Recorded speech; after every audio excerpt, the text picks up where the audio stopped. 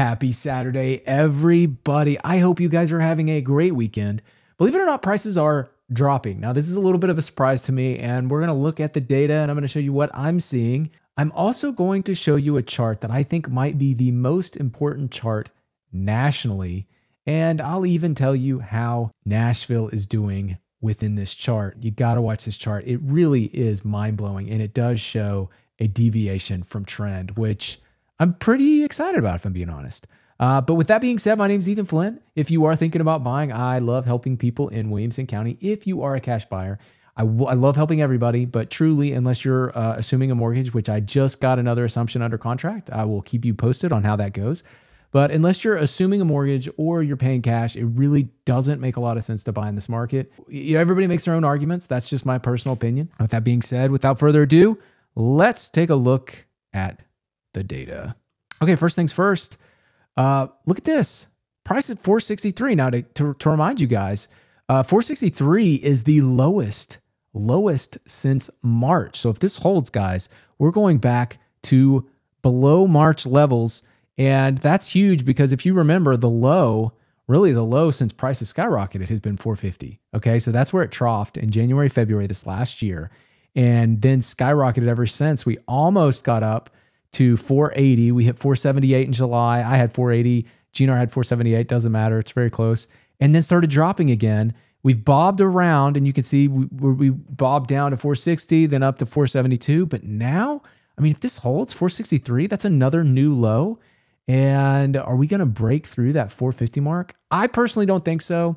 Really, because what's under contract right now. If you look at what's under contract, you can see, you know, this is kind of converged into the 480s. And if you'll notice, what's closing is in the 470s. So it just tells me that potentially higher priced houses are taking a little bit longer to close, and doesn't necessarily mean that prices will continue dropping. Now, that being said, if these are new builds, it could be months. It could be new build contracts that are pulling these under contract prices up. And if that's the case, you know, it's very possible that we could continue to see prices drop. But 463, that's a big deal. And that makes me think, you know, could we see something under 450 by February? The answer is, it's possible. It's possible. We'll see how it turns out. But let's keep going.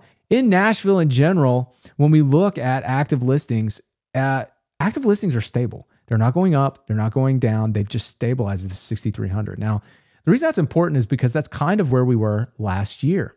And actually, when you look at contract volume, our contract volume is kind of above last year. Now, this is especially important because of the chart I'm going to show you next, and that is this right here. The NAR released U.S. existing homes months supply. And if you notice, the month supply is beginning to bend upwards.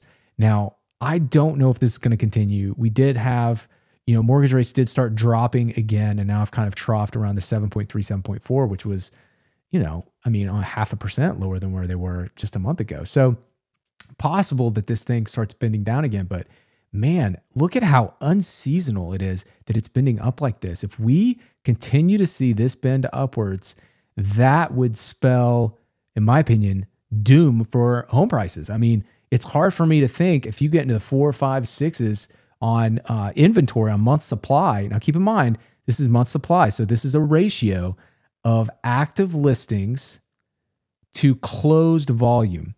Now, they do that to create month supply. I typically use contract volume because it's more up to date. It tells you what's exactly going on today. But this measurement is pretty, I just think it's very interesting. It's bending up, definitely something to keep an eye on. Look at where it was at the beginning of the year. It was at a real low of, 2.5, higher than it was in 22, higher than it was in 21. But look at how it bends up. I mean, we could bend through 2019 levels in month supply. This could create a situation where we would see more pressure on prices. Now, how is Nashville doing compared to this? Well, the truth is that when we look at closed volume, we were really low last year, and it looks to me like we're on track to be about 1,900 to 2,000 in closes for November. Well, when we go to the November number here, let's just flip over to it here in 22. When we go to November, we can see we closed right at 2,000. So in my opinion, this is not happening in Nashville. Nashville has been extremely stable, extremely resilient, and is not experiencing a lot of what other parts of the country are experiencing. Now, in my opinion, I would attribute that to migration, but it's yet to be seen. I mean, how is this going to unfold over the next year? Obviously, the spring of next year will be super important. Are we going to see a big bump up like we did this year?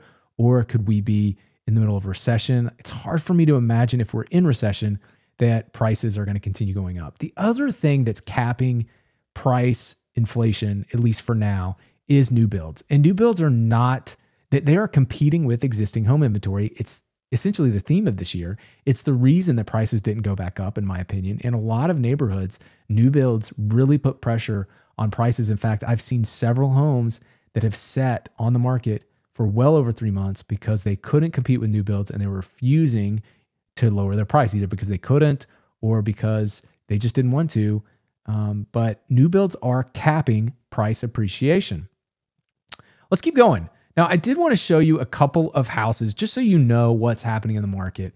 There are situations where people in listings are going for much lower than what you would expect. For instance, this house was listed for $2.1 million and it went for $1.85. That's a significant price change. And it really wasn't on the market super long. Now let's look at the history here. You can see one of the big problems with it was under contract and then it went active again. Anytime something goes under contract and active again, the seller has experienced a significant change in their situation. They were mentally preparing to sell their house. They thought they got close to it. And a lot of times these lead to situations where sellers are much more willing to cave on the price, especially if they get further into that contract and they realize there's just something they can't get through. We see it again. Look at this one. This was in Franklin, Tennessee, 306 Monticello Road. This is actually a really nice house. I really like it. And it was last listed at $825 and it went for $745. We look at the history here. And again, we see it was under contract, went back to active. Then it went under contract again and closed at $745. So an $80K discount, more than 10% discount on this house. And it was only on the market very short amount of time. That tells me that they just wanted to sell their house. I personally think they probably could have gotten a better price for this house, but they were just ready to sell it. And, someone jumped on it. They got a good deal. They offered something a little bit lower. And who knows what happened in the contract? Who knows what the initial part of the contract was? But clearly, they just wanted to sell their house, and whoever bought it got a pretty reasonable deal. 234 foot in Franklin is pretty good. Last one I want to show you. This one sold for $610. Last list was $649. This is close to $208 a square foot in Nolensville, $600,000. And you can see on this one, let's go to take a look at the history. This one they had it listed for a long time and just couldn't get it sold. They dropped the price $25,000. And still took them a month to get someone to buy it at $650. Someone offered $610. So $208 a square foot, again, in Owensville. I think the moral of the story is if you see a list price and you like the house, chances are if it's been listed, if it's been relisted or it's been sitting on the market, there's opportunity to negotiate. People want, if they're listing their house now, they want to sell their house.